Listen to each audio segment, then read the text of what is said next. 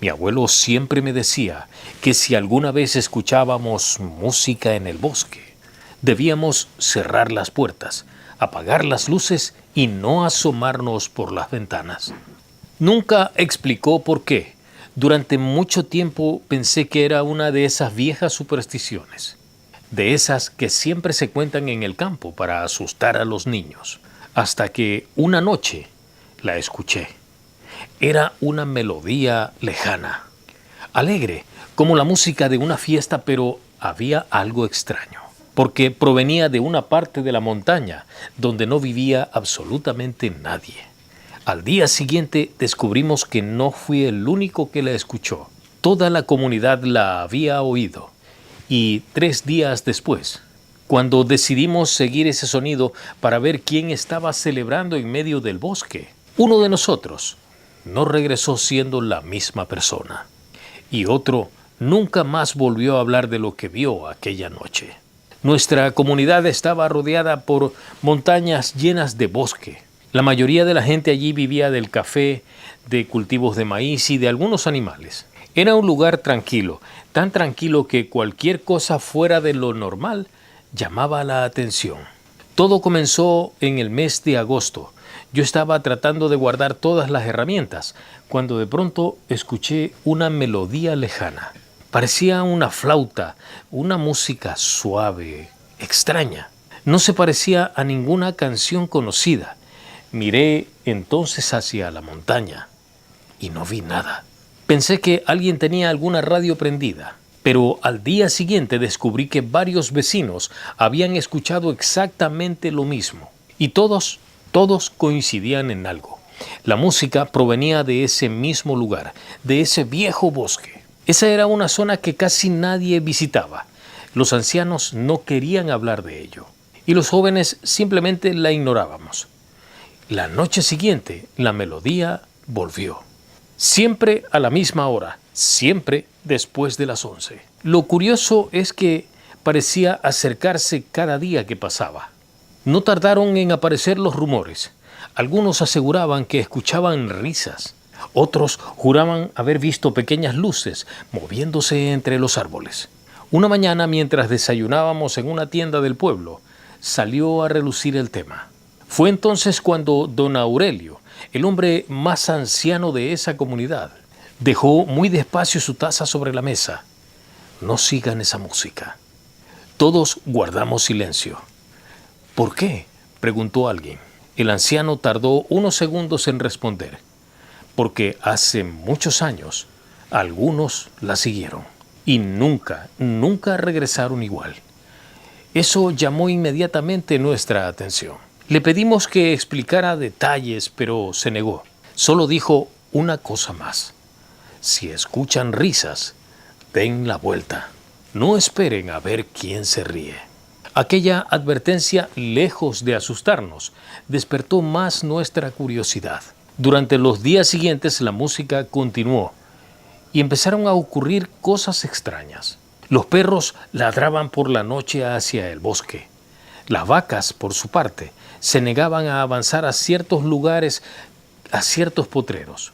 Y varias personas encontraron algunas huellas alrededor de sus casas. Eran huellas muy raras, extrañas. Parecían humanas, pero al mismo tiempo eran demasiado pequeñas. Una noche incluso apareció un montón de piedras acomodadas, formando un círculo detrás de la casa de uno de nuestros vecinos. Nadie supo quién las puso allí. Finalmente decidimos averiguar quién las estaba colocando, qué era lo que estaba pasando. Éramos 4, mi amigo Julián, los hermanos Marco y David. Y yo. Llevábamos linternas, machetes y una confianza que desapareció muy pronto. Esperamos hasta que sonó la música. Esa noche el sonido vino mucho más fuerte. Además de las melodías, escuchábamos carcajadas lejanas, como si hubiera una celebración escondida en la montaña. Comenzamos entonces a caminar. Al principio íbamos sobre unos senderos conocidos, pero poco a poco nos íbamos internando en zonas que pocas veces habíamos visitado. Mientras seguíamos avanzando, ocurrió algo fuera de lugar. Los sonidos parecían acercarse, pero nunca terminaban de estar cerca. Era como perseguir algo que siempre estaba unos metros adelante. Después de más o menos una media hora caminando, David miró su reloj. Eran las 12:10. Seguimos avanzando y un rato más tarde volvió a mirar. Su reloj seguía marcando las 12:10. Pensó que se había detenido, que se había dañado. Pero cuando revisamos los nuestros, nos dimos cuenta que todos estaban detenidos a la misma hora, los 4. Eso nos inquietó lógicamente, pero ya habíamos avanzado bastante como para pensar en regresar. Seguimos y entonces vimos las luces, decenas de luces amarillas flotando alrededor de los árboles.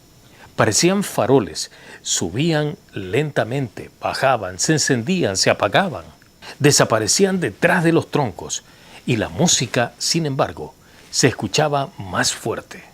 Poco después llegamos a un claro. ¿Y qué creen? Allí estaba la fiesta. Jamás voy a olvidar aquella imagen. Había una enorme fogata, mesas llenas de comida, faroles colgados de todas partes. Y alrededor de aquel fuego bailaban esas figuritas pequeñas. Al principio pensé que eran niños, pero no lo eran, porque tenían rostros extraños, sombreros viejos y rotos, ropa desgastada y unos movimientos que eran poco usuales de ver. Eran demasiado rápidos, corrían, saltaban, reían, daban la vuelta, giraban alrededor del fuego. Algunos tocaban instrumentos diminutos, otros bailaban sobre troncos caídos. Lo más inquietante era que parecían disfrutar de lo que estaban viviendo allí. Y eso era algo que nosotros no alcanzábamos a entender. Nos escondimos detrás de unos arbustos para continuar observando.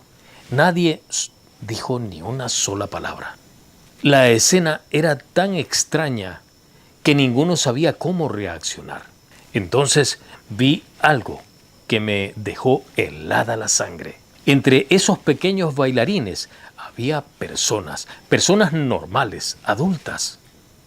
Hombres, mujeres, bailando junto a ellos, con expresiones vacías. Era como si estuvieran hipnotizados.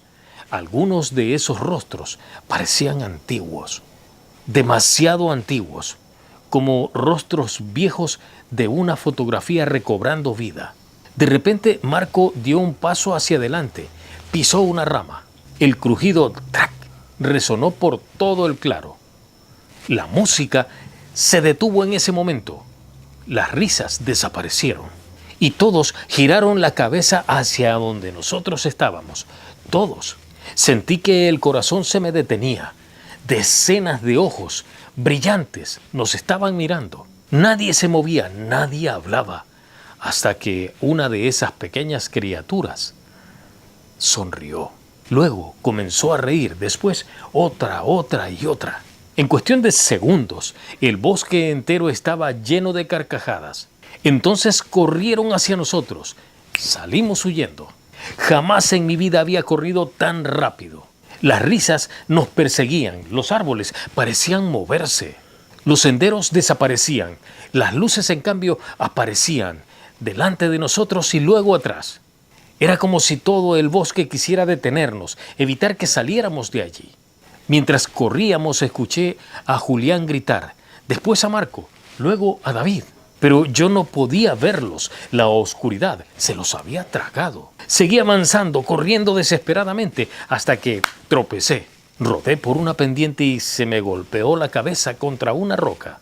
Todo quedó oscuro, totalmente negro. Desperté al siguiente día. Estaba junto a un arroyo, solo. Tardé varias horas en regresar al pueblo. Cuando llegué, descubrí algo terrible. Los otros 3 no habían regresado. La comunidad entera comenzó a buscarlos. Pasó un día, después otro, luego otro más. 3 días y nada. Era como si hubieran desaparecido de la faz de la tierra. Entonces ocurrió algo imposible. Al 4.º día, los 3 aparecieron sentados frente a la capilla, vivos, sin heridas, pero sin recordar casi nada. Decían que habían estado perdidos apenas unas horas. No entendían por qué todos estaban tan preocupados, pero algo en ellos había cambiado. Nunca volvieron a ser los mismos, se volvieron más bien más callados, más serios. A toda costa evitaban hablar de todo lo que había pasado. Años después, Julián decidió confesarme algo. Dijo que mientras estuvo desaparecido, escuchó música constantemente, sin descanso, día y noche, como si la fiesta jamás terminara. Después me mostró algo que había guardado en secreto. Una pequeña moneda de cobre, muy extraña, antigua, pero demasiado pequeña como para pertenecer a una persona normal. Me aseguró que la encontró en su bolsillo cuando estaban frente a la capilla, justo en el momento que despertó. La conservó hasta que duró su existencia. Yo mismo la vi.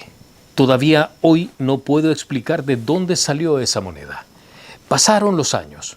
La música dejó de escucharse.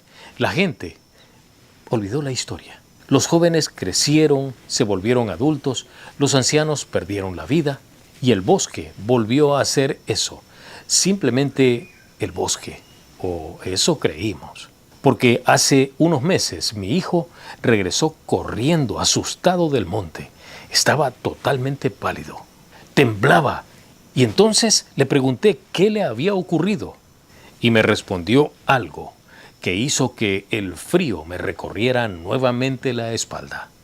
Papá, escuché una fiesta en el bosque. Yo intenté tranquilizarlo, pero entonces me abrió su mano y me mostró lo que había encontrado entre las hojas. Era una pequeña moneda de cobre, idéntica a la que Julián había guardado toda su vida. Y en ese momento comprendí algo, que aquella fiesta nunca desapareció. Simplemente estaba esperando nuevos invitados. Soy Renán Alaba Castro y estas son historias de mi tierra.